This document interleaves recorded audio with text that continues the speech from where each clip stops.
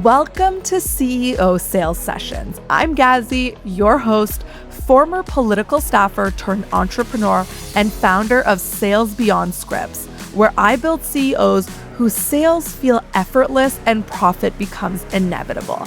I've spent years in the highest pressure rooms, both in politics and business, and I'm bringing you everything I learned straight to this mic. No fluff, no filler, just actionable steps, tough love, and big thinking alongside some of the sharpest CEOs in the game. Let's get to work. Welcome back to this episode. It's another guest episode, and you know that I'm always bringing you guests, not that just have hype around them, but people that I've worked with, I've seen their work ethic, and I can stand behind them. So when you listen to this podcast, you know you're getting the real deal.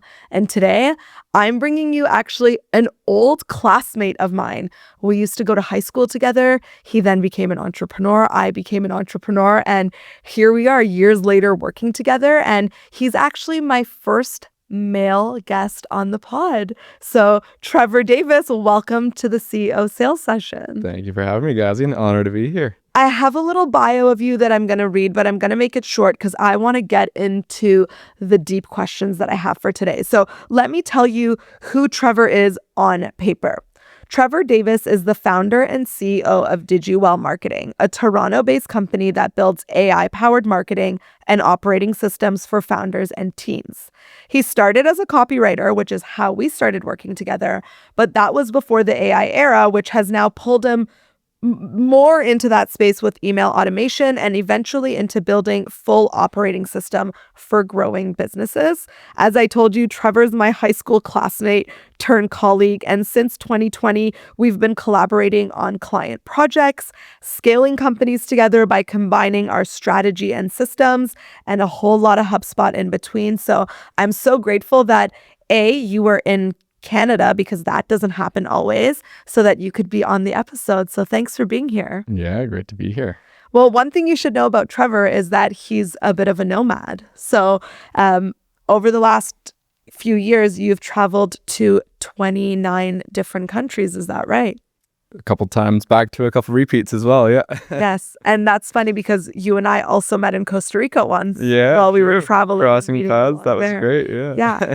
I want to start actually there because you didn't just travel to the countries. You actually built your company. You worked while you traveled. And I think that's quite impressive because most of the founders that I talk to, they feel like sometimes they can't even take a weekend away and they feel like they always have to be on. So what had to be true about how you built your business so that you could actually do that?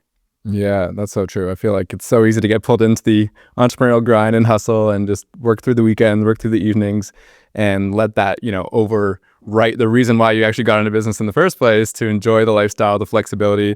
And really what had to be true was designing that from the start of I had the nomad vision paired with the entrepreneurial vision from the start. And obviously having a supportive partner, my girlfriend at the time, now fiance, made that easier. Congrats. Thank you very much. And we, had each other to lean on in that whole system. But we had, really designed that lifestyle. And, we went through the micro seasons where it was, partying in, beach towns in Costa Rica, crossing paths with you and Ali and enjoying that fun entry point to it. Yes. To then realizing, okay, let's course correct and we'll enjoy a city with a nice co-working spot nearby and a nice gym in the building and having those amenities and having those kind of ebbs and flows of the season. And even if there wasn't always, the perfect funnel, up and running, it was having the clients that knew, we were going to work together, whether I was in Asia or I was in Latin America, and time zones weren't going to make a big difference. Setting up those asynchronous kind of relationships and really just building that sort of structure into the lifestyle. Sometimes I didn't even know what country you were in when we're working together. It's right. Are you in Argentina? Are you here? Where are you? Are you in Toronto?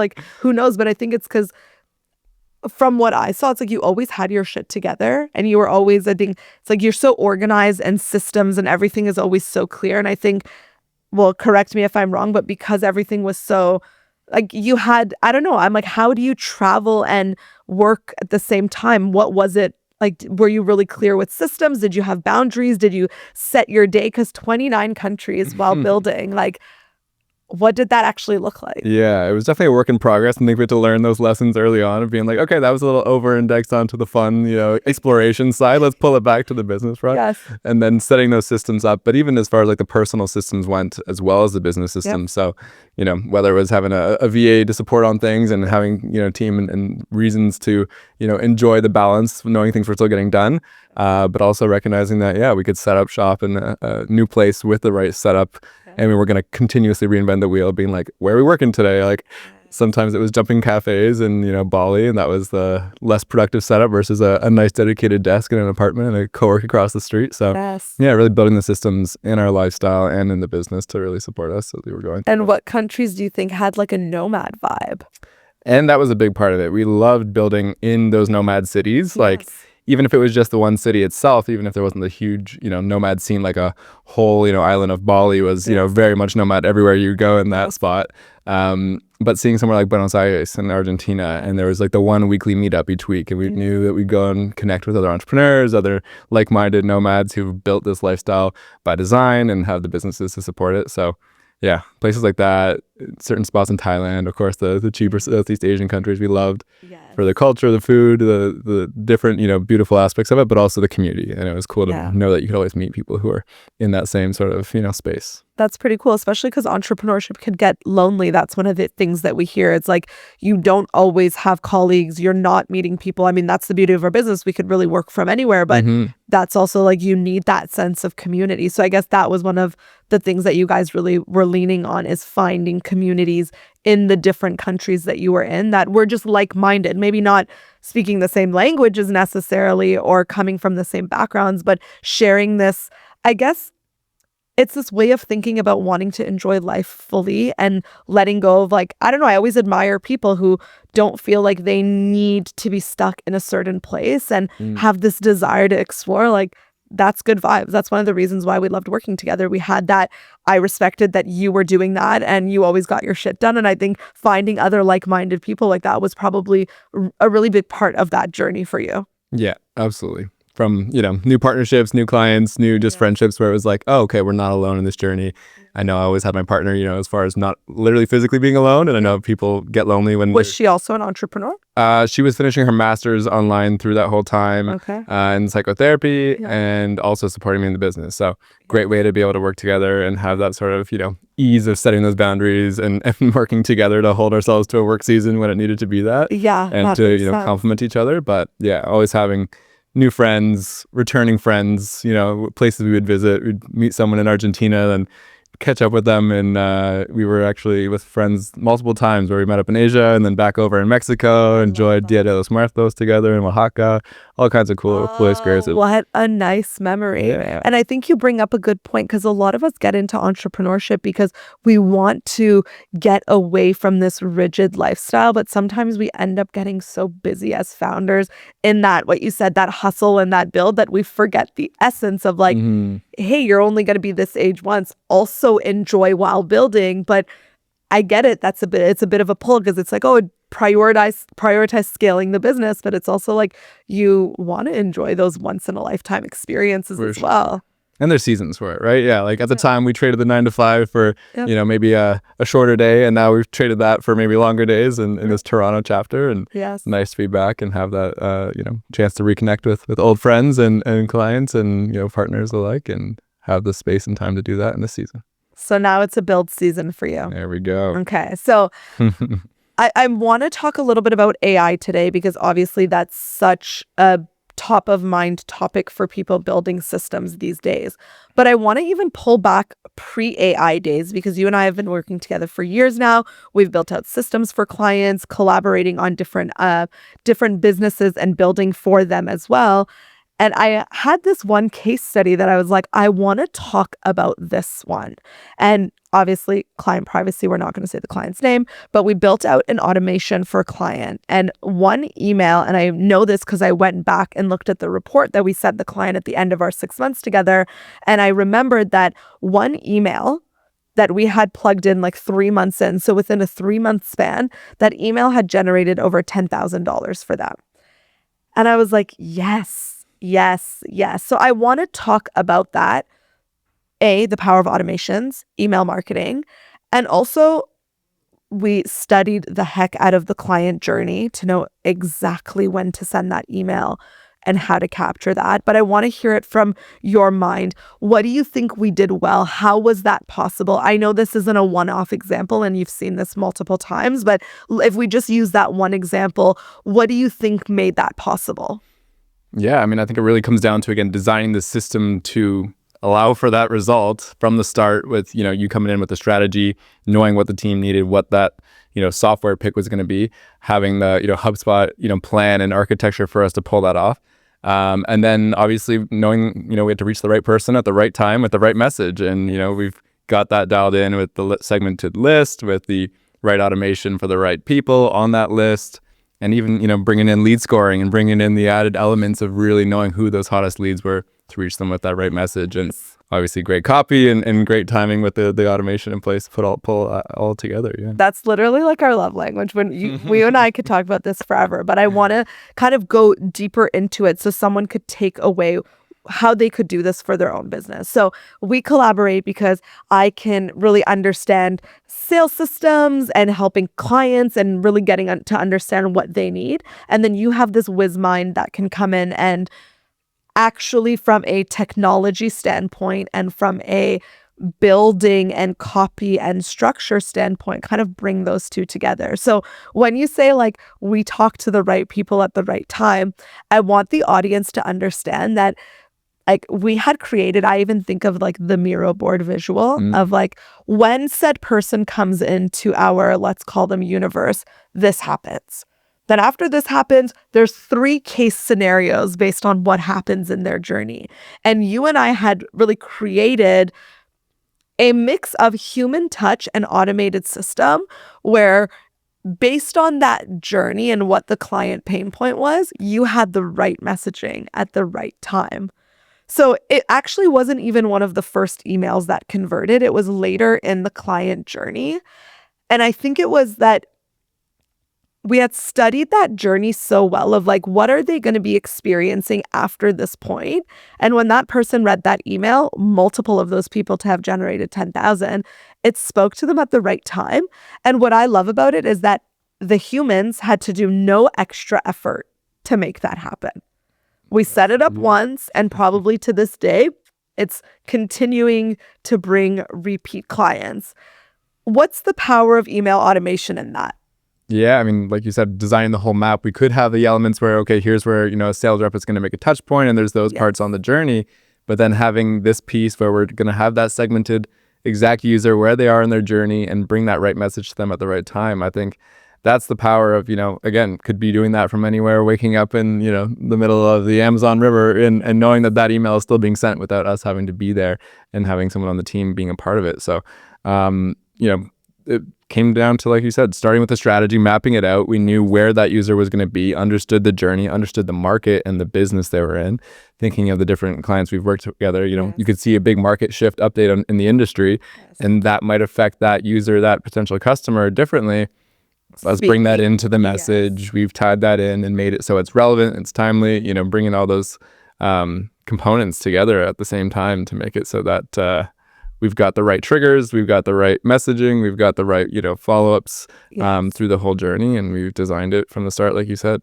And I wonder, because I think a lot of people that would be listening, if they do email automation, they might, I'm not sure, so I want to give some value on that. If people are really using tagging, segmenting, lead scoring to the degree that you and I would. So I just want to offer some value there, because even I still sometimes get emails that it's like, it's a wide cast email. Like I joined once, but I wasn't really they're not really talking to my specific needs. So I can tell it's an email list that's sending to everyone. But what you and I have worked on is specific emails going to specific people based on their specific need or point in the journey. Can you tell us a little bit about that and how, like, not how you do it, because I think that's what you hire experts for, but like, why are we doing that? Yeah, I mean, happy to share how as well. I mean, people want to go and build it themselves. That's great. But it really comes down to, again, like, you're not going to be able to cast the same wide net message to everyone and expect them all to be receiving it the same way, right? Classic copywriting line, when you're speaking to everyone, you're speaking to no one. If you're trying to do that even within your list, which might be niche down, might be, well targeted, there's still every different stage of the customer journey in that. You might have people who have already, been a past customer, people who might be a, low ticket customer looking to move over to a higher ticket purchase. Can't speak to everyone the same way. So the reasons we do that, of course, is to be able to get the right message to the right person at the right time. And it's email automation that allows us to do that and makes it really easy with these different components, whether we know, the lead scoring in HubSpot or using different triggers, different, data points that we can bring into the mix to So segment. what is lead scoring with HubSpot? Because that was one thing that really made a difference for the companies that we worked with, because it allowed them to know who to talk to when. And I don't know if this is exclusive to HubSpot. You and I have done it through that platform. Can you talk a little bit about lead scoring? And if it does exist on other platforms, is there a different name for it, or are they calling it the same thing? Yeah, it's really just how you're going to be scoring a lead, how warm, how hot they are, inside of the interactions they've been having in your email service provider or in the CRM. So in different platforms, you might be pulling in different data points from different places and even trying to build the most full picture possible on someone. Thinking of, different workflows that someone comes in from a different, application form, or someone that came in from a call, or someone that, there might be different data that have brought those things in, and we're going to score people based on, hey, they've already filled out a form, they've clicked on links, they've opened emails. We have all that data giving the rich picture inside the back end for us to be able to say, that's a very active, engaged lead. Yes. Let's talk to them, meet them where they are, really, right? That's it. And that's going to be especially helpful when you have a bigger list. Like if you have 20 people, you're giving all 20 people the same attention because you're just starting from there. But when you have, 15,000 email subscribers and you're trying to sell something to them, how do you know who to talk to? And if you have people who are doing outreach, how do you know who to outreach to in a way that's not cold or salesy or pushy, but really, like you said, talking to them at the right time? So I really love, like, when I learned about lead scoring, it's literally like plus or minus. So we're talking about like, hey, if you got on a call with Gazzy, you're 5 points hotter than if you unsubscribed from our email list, which would be minus 3 points. And based on this, you would get a score, and people know who to talk to when. So you're not talking to cold leads, you're talking to qualified prospects who are also ready to hear from you at that right time. So I found lead scoring to be one of those things where I was like, wow, game changer. Absolutely. And I think I've heard someone talk about in the AI age, when everyone can hyper-personalize a cold outreach message, that, personalized outreach is the new spam. And like, if everyone can do that, there's no, moat on that aspect. The leads that do sign up and are in your actual, ecosystem, meeting them where they are, personalizing that to meet them with the touch that, is actually based on their engagement, not just based on something that you researched online with AI or something. It gives you that. And I want to talk about that a little bit, because so many people focus on trying to find new leads. And what I love about email marketing and the work that we've done, it's always been about nurturing the leads that are already there. Absolutely. I want to talk a little bit about that, because I think everyone's like, get leads, get more clients, new people. It's like, sometimes, like Bob Proctor always says, acres of diamonds. Like, you've got your leads right where you are. And I think email marketing puts more focus on treating the people who are already there well. Would you agree with that? Absolutely. Yeah. It's really honoring that relationship you already have. Someone opted in to be on your list, and you've got this, sacred space that isn't dependent on an algorithm. It isn't reliant on another platform that is constantly changing. That's right. It's been the one that's been around, from the start, and continues to be the highest place for conversion. So respecting that space and giving people the, communications that they need, or the chances to nurture them and build that trust, build that authority, build that credibility to, build that long-term relationship. Absolutely. That's it. So is there a number that you would say, like, is too many emails a week or not? Like, people who are doing it well, who are really honoring and building that relationship, what are you seeing that's like that sweet spot? Yeah, I mean, it's such a different, I think, situation depending on the industry, depending on the list, the relationship they have with them. Thinking about if you're doing a weekly newsletter, you're dropping some value in someone's inbox. That's a great touch point people look forward to. They're coming in and saying, this person is adding value to my life. I'm excited to read that. Let me check it out. If you're constantly sending them emails, hey, buy my thing, they might be a little less excited to come and read those emails. So if there's a balance, if you've got that nurturing, place, I think doing a few a week, I know people who do daily and they still get people opening.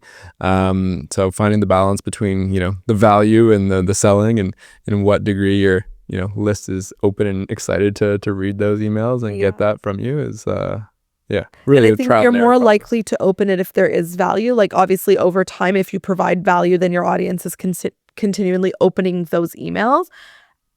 But I also want to talk about it because I guess it's also different now with AI. It's so easy to do this.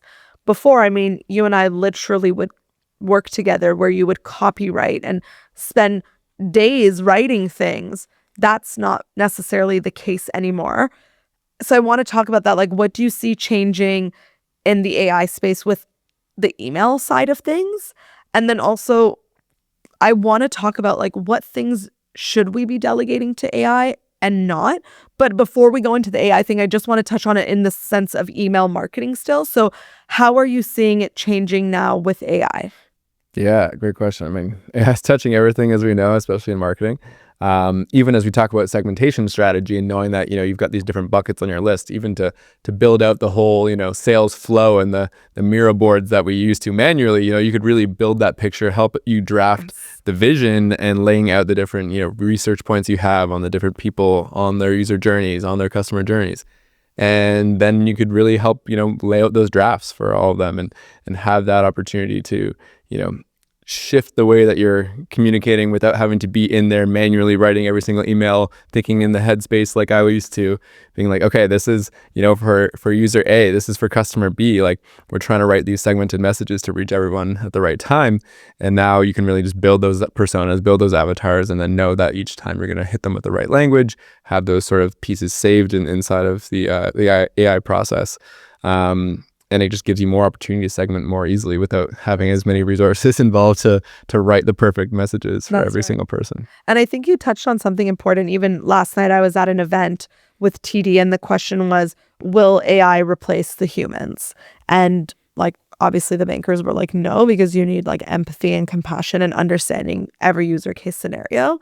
So that was their case. But one thing I noticed with you is like, sure, copywriting itself was different in nature, but the reason why I saw you excel even more in the AI space is because you kind of embraced it and also understood not how will it take my job, but how can I use it to get even better at what I do? And like, I think that's what is going to make people stand out in this AI era is like, obviously you've touched on your skills. Now you've expanded where we're going to go next. So it's like you've gone more into AI and it not being like, oh, well, I guess it will write copy for me now and people don't need me. It's like, well, how could I become even a better asset to them with this tool now? How was that transition for you? Were you scared at the beginning or no? It was like, whole wide open box. I was using an AI tool before ChatGPT even hit the market back in 22 and seeing where that was going, knowing it was only going to get better from there. Yes. Couldn't really put it, the mystery, Pandora back in the box there. And it really led me to feel like, okay, let me disrupt myself. And like you said, become the person who can better harness these tools from the start than have it, go and replace everything. Yeah. And I think it really comes down to that for everything with AI is like Totally. how much input you're putting into it, the experts, the subject matter that you put into it is going to give you the difference in your output of your quality of your output. And that's kind of how I look at AI now in general is like when you're looking to automate things, where do you want AI to take over the grunt work in the middle to maybe write that first crappy draft? And that's great to get that sort of piece in place. But how much input you put into it, how much context you've put in, and how much editing you're willing to do on the outside to get that proper output sounding like you, fine-tuned to be whatever the target output is that you're trying to uphold the standard to, will make all the difference. And then as certain processes, whether it's something generic like a lead form gets filled out and you're trying to create a quote or something for different businesses, those things can get better and better over time, and AI can do more of it, and you need less human in the loop. But yes, I think just remembering that we have our human pieces at the front end and back end and through the process to iterate is so key. Yeah, so let's talk about that. What is that line between, based on the businesses that you're seeing, some case examples of things that are ethical and easy and a no-brainer to automate because who wants to do that grunt work? And then some things that it's like, those things should not be automated. And that's where, we still train sales reps. We still have human touch points. Like when you look at a business, where do you see that happening? Yeah, I mean, starting on the human side, I feel like, as you just said, like having a sales rep, having a real human conversation with someone, I think is so key. Even if the emails are being written or templated or customized with AI to help that human in the loop send it out, and actually, from the moment someone actually responds and says, hey, I'd like to, continue this human conversation, honoring that relationship and actually having that human to human interaction, I think is key. But everything, up until that point, how you're doing your researching, how you're doing your, planning of the process. Even if you have someone just put their hand up and say, hey, yeah, I'd like more information. Like if it's a generic thing that's being passed over to the person, you have tools in place now to help automate a lot of those pieces, customize it, and, help you meet them where they are. But again, I feel like it's so different to business. How much are you using something that's, sensitive customer data where you don't want to be putting that up into these cloud models, and wanting to make sure that you're, respecting that and having responsible use of AI. We were just talking about that on a panel before this, and very much so, certain industries have regulations and you got to respect those and respect the client data. And keep those out of the loop. But I like the general line of like automate, the reversible, and then verify the consequential, and anything that's going to have your sign off on it, your name on it, something that's going out into the public, something that's, hitting a client and it's important in that regard. Make sure you got a human in the loop and you've verified that process before you go and let AI take it off to the races. Because I think with some of the connectors that we have now and capabilities that AI has, we want to give them more and more and see how much we can push, but making sure we don't go too hard, because I've heard about some of those horror stories. Like I wondered, is it a stretch that they're asking me if I want to connect my QuickBooks to my cloud? Like I kind of wanted it because I'm sure it could do a lot of financial analysis. But I was like, is that too far of a stretch? But I agree with you that there's all this heavy grunt work, this like admin work, draft 1, draft 2, review, get data, see common threads, that it's a no-brainer to kind of use AI for that part of it. I mean, even if I'm just thinking about, I want to get you in, like, how can we use more AI in the podcast production? Obviously, this podcast is a human-to-human conversation. Like, that's never going to change. This is why people every Tuesday will tap in to listen to this episode, because it's that human that's irreplaceable. But hey, like my spreadsheets, making sure all of the forms come to you, and like automating the email sequence. So when you arrive here, like, hey, you'll see the black door. So you don't have to text me to be like, hey, Gazzy, like, where's the entrance? Like I could automate that entire process knowing, hey, I know what the client's going to go through or my guest is going to go through.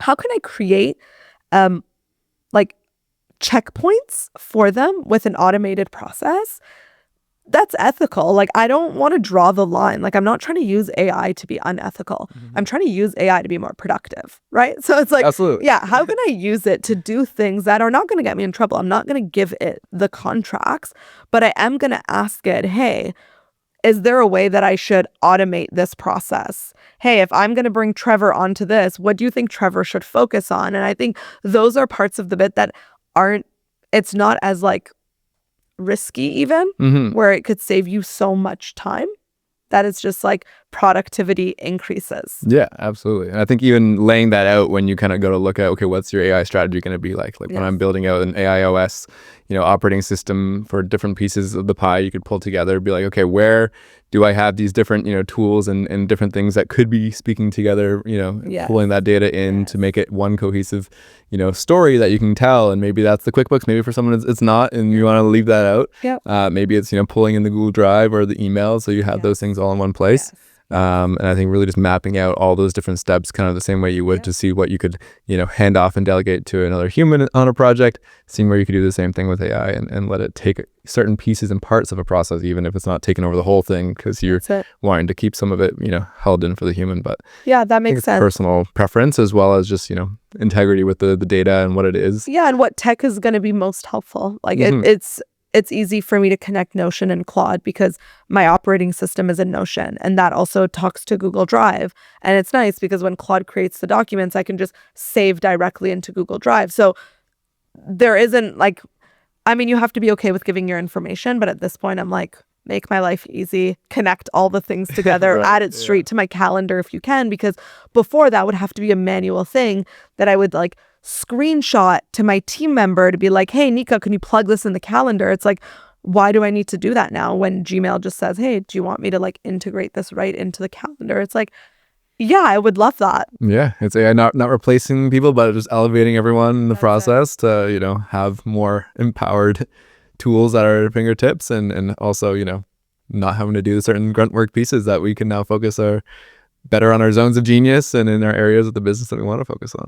100%. Okay, so I want to know some of the ways that you're using AI right now that's really helping you, because I imagine we're using it in a little bit more of an advanced way that maybe the average person. I think I saw a stat that said only 5% of people are paying for some sort of AI tool. Wow. So that's still a very low number. So I love to share like case scenarios, like even sharing, you know, between Claude, Notion, and Google Drive. That's helped so many of my clients really create an operating system, set some, you know, I've talked about it on my social where I've created like the intelligence brand and the AI brain of the company where all those docs are kind of creating the tone, the voice, and all that stuff. And it helped so many people. I was just literally learning and doing it. So I would love to hear from you if there's some things that you're using, whether it's for your own businesses or clients that you're like, oh, this has made a really big difference for me, whether it's an email and content that somebody else might hear and be like, I would love to implement this into my own business. Anything you could share on that? Yeah, I mean, I think you just hit the nail on the head. Just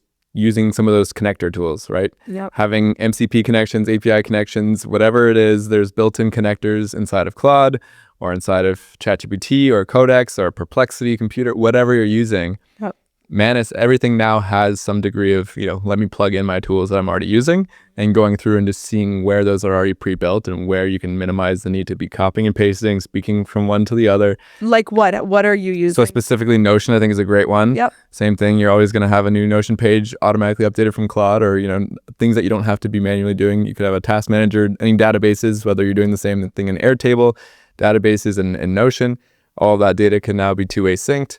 I think using all the G Suite tools are, you know, Yes. essential for starting places. Having your email triaged, you could have a skill to then level up any of those processes that you're doing on repeat. So, Oh, I want to talk about that one because one of my questions is like, what's one system that you think every entrepreneur can have? And I think email is one of those things. Can you dive a little bit deeper of like the email triage thing? I think I tried it and I don't think it worked the first time I tried. So I was doing it under co-work and I tried to create a skill where it would like read all the emails and then let me know like these ones need a human reply, like, you know, if it's for an upcoming speaking engagement or we have to sign contracts or something like that, pay someone, get paid, that sort of a thing.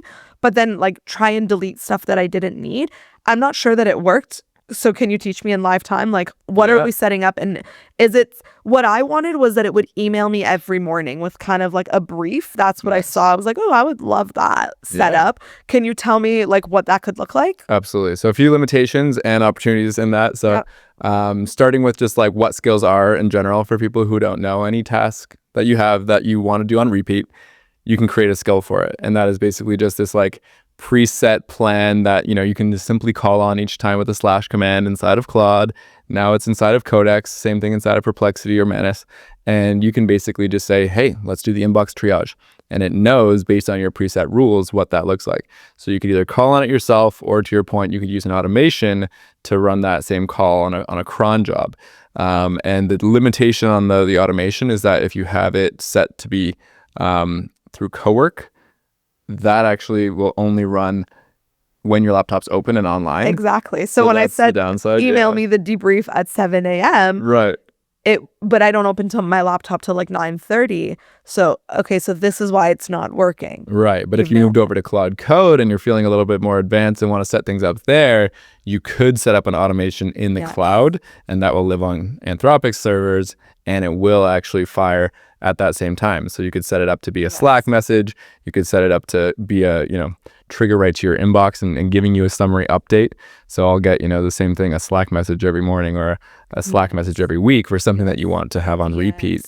So you can set those sort of things up in the cloud so they do run in the middle of the night, or they do, produce those results on repeat, regardless of if you're at your desk, as we talk about having the lifestyle balance and you're taking a day off, or we're over here recording a pod and the automation's still running as our laptops are closed. So. Yeah, I love that. And it's like, obviously that's going to help Nika do her job better, because like we have 2 emails with lots of opportunities in there, but sometimes it gets missed, and before it needed the human eye, but now it doesn't always need the human eye anymore. It needs the human approval, but it could start to do the cleaning up in the first bit. So I want you to definitely help me set that up. Yeah. Another thing that I want set up, like I want to always know as an entrepreneur, what are my top 3 priorities? So I'm trying to set this up right now where it's like using my calendar, knowing what my client projects are, and using what the clients are working on, because it tracks all of the client calls using AI and like their reports. How could I know what I should be focusing on? And like things like, hey, I have a speaking engagement in 2 weeks. Like these should be your top 10 priorities. Like before I would do a weekly priority list, but I feel like that could also be a bit automated now. What would you suggest? Like, what am I connecting to be able to give me this data?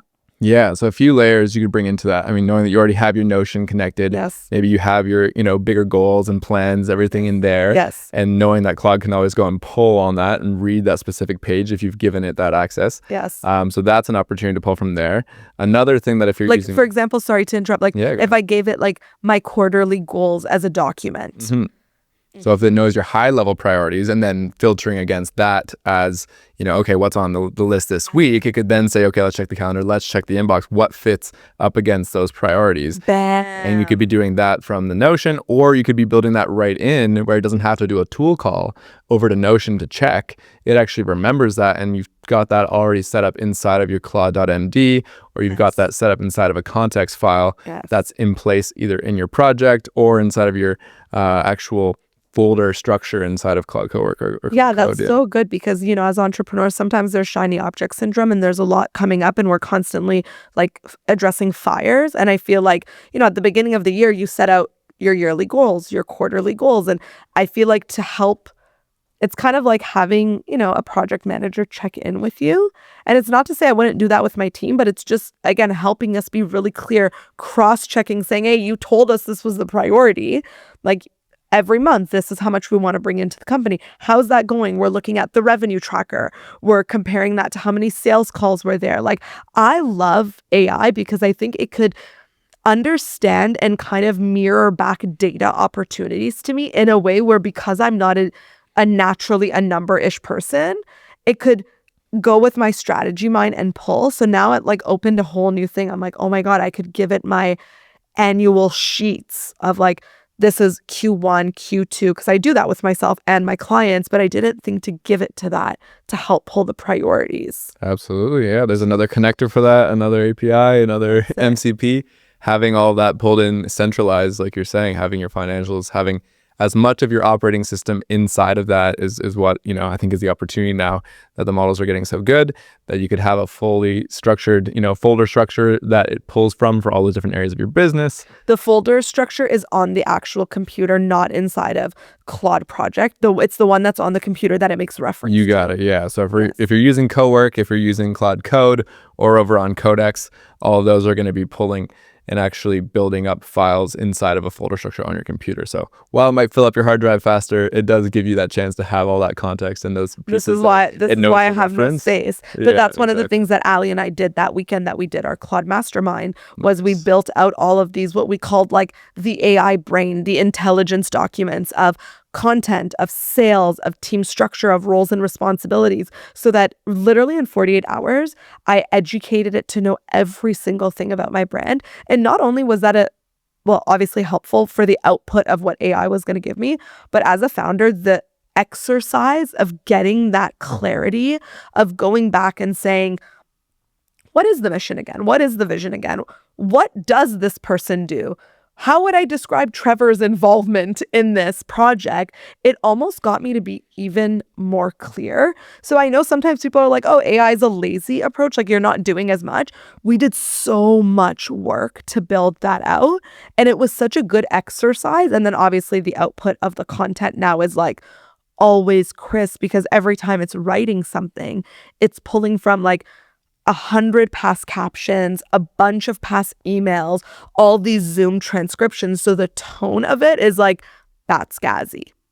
And it is me because it's exactly what I said, just it remembers it and repurpose it with the messaging that I'm trying to get across. Absolutely. And that's where it's so important to put that upfront time in to get your setup so that now the inputs are there, the context is there, and then you can start layering on to then say, okay, let's have a skill to just write the same thing in that voice. And you've got that voice skill and you've got those certain writing I think that's what's next that I want your help to build out is like, I think the intelligence files are working. The chat side with the projects are really well organized, like everything for the podcast and all that stuff. Like that's where I'm working from. But I don't think I've really optimized like the skill or the co-work or repeating tasks.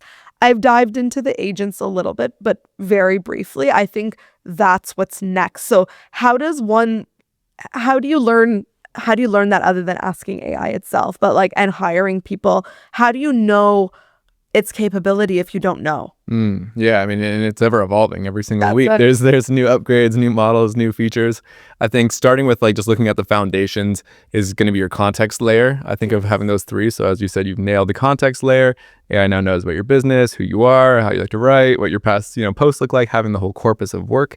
And then you can then look at layering on the skills. And that's like the next piece that I think about where it's like, okay, now you've got certain tools connected and you've got certain repeatable processes that you identified, and you can say, okay, let's make it so that every single time it could pull the transcript of this call, it could, strip out the, particular client names, and now you can have something to then turn into more context, or taking the podcast transcript and you've got something from there. So making those next pieces be the skills layer, anything that you do on repeat, same way you might just try to create SOPs for something, turning an SOP into an actual skill so that AI can help you with that draft and it can take care of that process. And maybe even turn it into an automation and a workflow where it So that's the process you're saying is like once you know the SOP of like what's meant to happen, the steps, which is why I love it because it gets you get clear on, okay, what are actually the steps of onboarding? What are the steps between the day I ask a podcast guest, hey, would you like to be a guest, to the day that they're here? There's a lot of steps. The intake form, the follow-up, the see you tomorrow, the invite, all of that, I guess, is what you're saying. Once you know that, you can turn that into the skill. Absolutely. And these are steps that we know as entrepreneurs we should be, operationalizing and standardizing as much as we can. But with AI now at our fingertips, it gives a little bit of an extra boost and motivation to know that you can set those up, looking at that in your business and making it so that you can actually be automating a lot more of it and just, smoothing out all those edges and those processes. And like you said, it's not just giving away our critical thinking to AI. It's actually allowing us to have this as a partner to level it up and even more. Embracing it because it's here. And if it's gonna be here, we may as well use it to the best of our abilities. Absolutely. Right? And if people need a reason to go even faster with it, it's as cheap as it's ever going to get. We're only going to see the prices go up on these as they stop subsidizing them on the plan. So max it out, set it up while we can. So to wrap it up, I want to know what's something that you are personally working on with AI. Like I just gave you some examples right now of some things that I'm trying to build. What are some things that you're building for yourself or learning how to do right now? Yeah, I mean, looking at some of those skills and workflows, I'm like every day trying to like go and customize another skill for something that I'm doing on repeat, whether for myself or for clients. Like looking at someone who's coming on board with me to do a bit of a kind of content workflow where you can take all those same sort of pieces and seeing how there's different, new tools, new connectors, new skills and new things that you can kind of curate in to having a workspace and, really trying to just build out the most useful AI OS, having the second brain, having the sort of context, everything in one place. So you've got the best kind of AI hygiene with it. So for myself, that's something I'm working on every day, maxing out on a Codex Max plan, a Claude Max plan, Perplexity as well.